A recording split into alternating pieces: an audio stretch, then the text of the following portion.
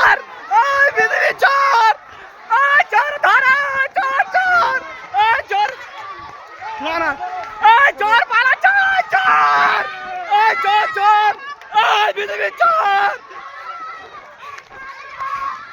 ওই চোর ধর চোর চোর চোর ওই বিজেপি চোর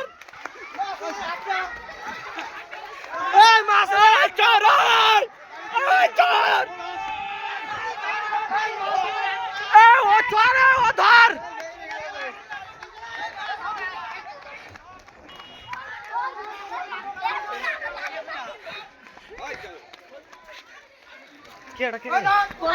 বিজেপি চোর ওই বিজেপি চোর ওই বিজেপি চোর টোটা চোর এই চোর চোর এই চোর এই টোটা চোর এই যে টোটা চোর ভেতরে বসে আছে এই টোটা চোর এই টোটা চোর এই টোটা চোর টোটা চোর টোটা চোর এই যে টোটা চোর টোটা চোর টোটা চোর জয় বাংলা জয় বাংলা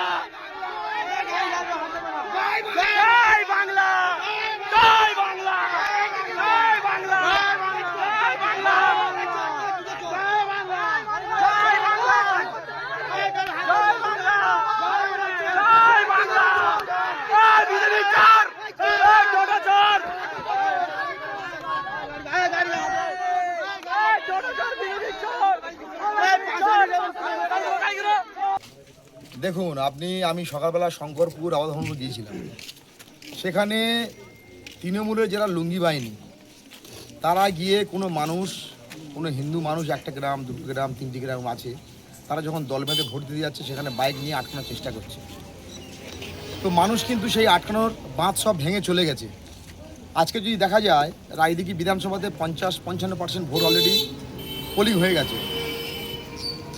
এই খালি গ্রাম পঞ্চায়েতে একটা 113 নম্বর বুথ, সেখানে ইভিএমের উপরে টিক মেরে দিয়েছে তৃণমূলরা যে ভোটটা এখানে দেবে, সেটাও ধরা পড়ে গেছে। তো বিভিন্ন বুথে এই যে চালাই করার চেষ্টা করছে, সে চালাই কিন্তু জনগণ ধরে ফেলেছে। সেজন্য জনগণের রায় দেখবেন এবারে ভারতীয় জনতা পার্টির পক্ষে, এবং রায়দিঘি বিধানসভা বিপুল বিপুল মার্জিনে জিতবে, যা ভারতবর্ষ স্বাধীন হওয়ার পরে রায়দিঘি বিধানসভার যে ঘটনা ঘটেনি সেই ঘটনা ঘটতে চলেছে। সেই সঙ্গে দক্ষিণ 24 পরগনায় একাধিক সিট ভারতীয় জনতা পার্টি জিততে পারবে।